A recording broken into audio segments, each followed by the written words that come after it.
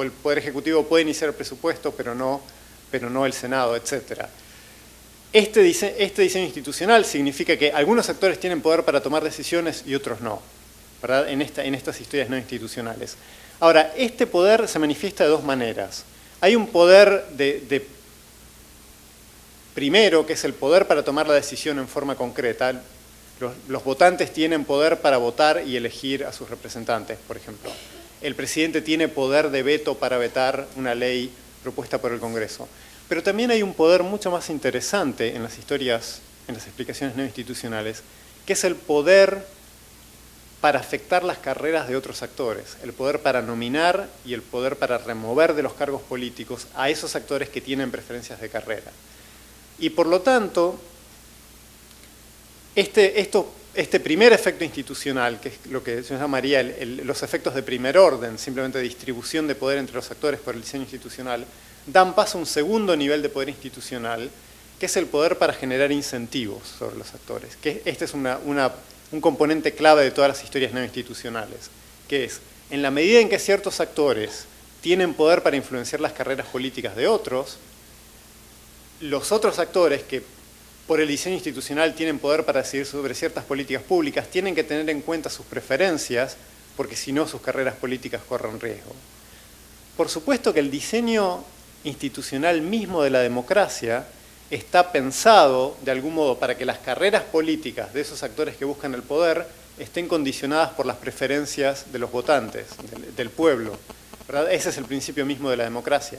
Pero en esta dinámica de afectar las carreras políticas de los actores, hay muchos juegos posibles. Por ejemplo, quienes nominan o reeligen a los miembros del Tribunal Constitucional tienen influencia sobre el perfil de los jueces del Tribunal Constitucional, etc. Entonces hay un efecto de segundo orden, que es la capacidad que le dan las instituciones a ciertos actores para afectar las carreras de otros. Y finalmente hay un cuarto elemento, y es el punto central del institucionalismo histórico. Si bien el institucionalismo que llamamos rational choice se centraba en historias sobre los incentivos políticos, el institucionalismo con perspectiva más histórica se centraba en otro tipo de historia, que es los efectos inesperados del diseño institucional. Es decir, una vez que las instituciones han sido creadas, generan incentivos, distribuyen poder en la sociedad, etc., pero muchas veces tienen consecuencias inesperadas para los mismos actores que las diseñaron. Y aquí la tradición histórica ha sido enfatizar sobre todo la continuidad de las instituciones, ¿verdad? Que una vez que las instituciones se crean, son estables y tienen efectos de muy largo plazo, pero sin embargo hay como un debate más nuevo sobre de qué manera las instituciones cambian en forma progresiva a lo largo del tiempo. Por ejemplo, de qué manera se pueden convertir las instituciones para cumplir funciones que no cumplían inicialmente. Estos cuatro principios, creo yo, articulados de diferente manera, son como los ingredientes de todas las recetas no institucionales. Algunos autores agregan más de un ingrediente, otros autores agregan más de otro, pero estos cuatro ingredientes combinados de alguna manera siempre generan algún tipo de explicación no institucional. Creo, sin embargo, que en el contexto actual de América Latina, estos cuatro ingredientes son insuficientes por algunos motivos de los que mencionaba Steve Levitsky antes en el panel anterior. Y esto es lo que creo nos plantea el desafío intelectual para el futuro. En primer lugar, creo que tenemos que teorizar el origen de las preferencias, ¿verdad? Las instituciones afectan a los actores porque generan incentivos, etc., pero antes que eso, el supuesto es que los actores tienen preferencias que son exógenas, y posiblemente estas preferencias de los actores explican mucho más que el diseño institucional en sí mismo. Y por lo tanto tenemos que entender de dónde vienen esas preferencias. En segundo lugar, un problema que ha sido bastante mencionado y problematizado en la literatura, pero frente al cual no tenemos una respuesta clara, es que, por supuesto, las instituciones son endógenas, ¿verdad? Pensamos que las instituciones regulan el comportamiento de los actores políticos, pero en realidad son esos mismos actores poderosos quienes diseñan las instituciones muchas veces a su propia medida.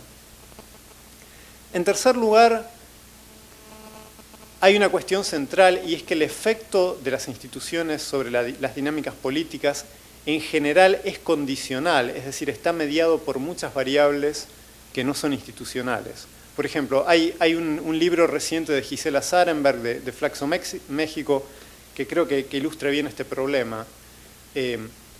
Ella se pregunta a principios de la década del 50, por qué una reforma institucional similar, que fue la incorporación de las mujeres al electorado, en Argentina y en México produjo resultados de política pública muy diferentes. Y su respuesta es que los dos regímenes autoritarios que incorporaron a las mujeres, el peronismo en Argentina y el régimen del PRI en México, básicamente tenían estructuras de incentivos muy diferentes por el nivel de competitividad que enfrentaba cada régimen. Entonces, el efecto de la institución está mediado por condiciones no institucionales. Un cuarto desafío que tenemos para resolver es que muchas veces los actores políticos se adaptan a las reformas institucionales, ¿verdad? Hay una historia clásica en América Latina que es un gran esfuerzo para hacer una gran reforma institucional y después los actores acomodan su comportamiento y siguen operando con las formas de operar políticas que conocían desde siempre. Y es que los actores tienen capacidad adaptativa. Y antes alguien hablaba de la necesidad de tener, por ejemplo, modelos de agentes. Me parece que hay mucho trabajo que hacer con modelos de adaptación política. Y por último, creo que hay un problema fundamental y es el problema del cumplimiento de las instituciones, que es un problema clave para entender el efecto institucional en América Latina.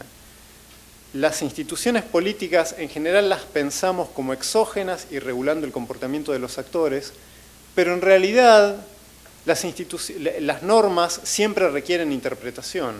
Por eso es que tenemos Cortes Supremas y tenemos tribunales constitucionales y tenemos jueces. Y en este marco de interpretación, los políticos a veces y los ciudadanos estiran más o menos al rango de interpretación para satisfacer sus propios intereses. Entonces, con las normas de tránsito, esto es clarísimo todos los días en muchísimos países, por supuesto. Entonces, en realidad, cuando hablamos de una institución que es una norma escrita, en la práctica política, eso lo que significa es que los actores enfrentan una distribución de probabilidades sobre lo que esa norma escrita realmente significa. Y según cómo interpretan esa distribución de probabilidades, actúan de una manera o actúan de otra. Entender cómo se genera esta distribución de probabilidades es uno de los grandes desafíos que tenemos para el futuro. Gracias.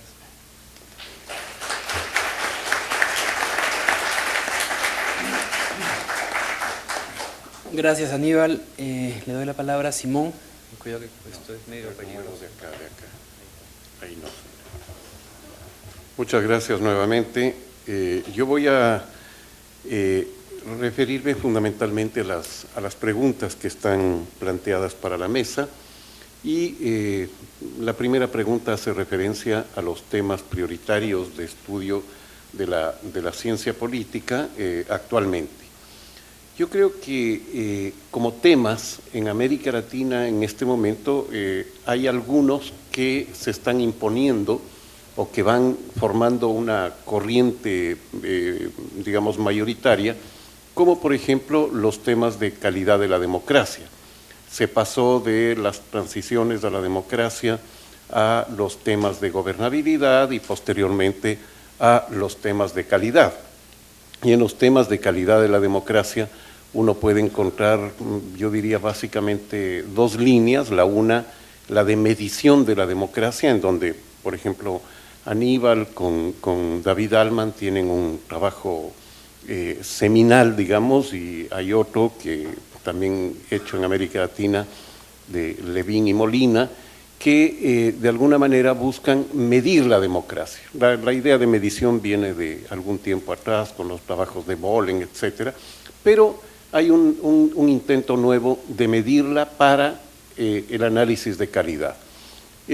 Hay otra tendencia, otra línea, más cualitativa, más de mirar los tipos de régimen y discutir alrededor de el tipo de régimen y siguiendo el modelo Martín Tanaka, diríamos que hay dos posiciones, hay dos extremos, el uno de autoritarismo y el otro democracia, y uno podría, al contrario de las visiones dicotómicas que se tenían anteriormente, ver un continuo entre ambos, no solamente una visión tricotómica, sino un continuo, y ubicar los tipos de régimen que pueden situarse en este continuo. Y podemos encontrar ahí todos los aportes de diversos autores, como las democracias delegativas de O'Donnell, los autoritarismos competitivos